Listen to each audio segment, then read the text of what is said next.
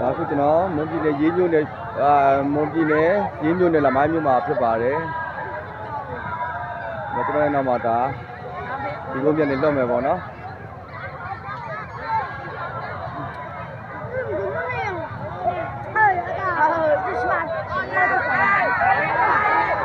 ဒီတော့လိုက်ပါပြီနော်။ဒါကျွန်တော်တို့ရဲ့ပုံကြီးပြပွဲဖြစ်ပါတယ်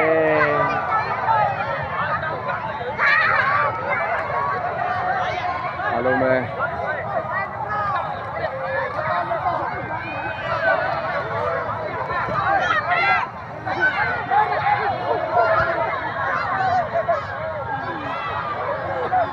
ပုံကြီးပြပွဲမှာရောက်နေပါတယ်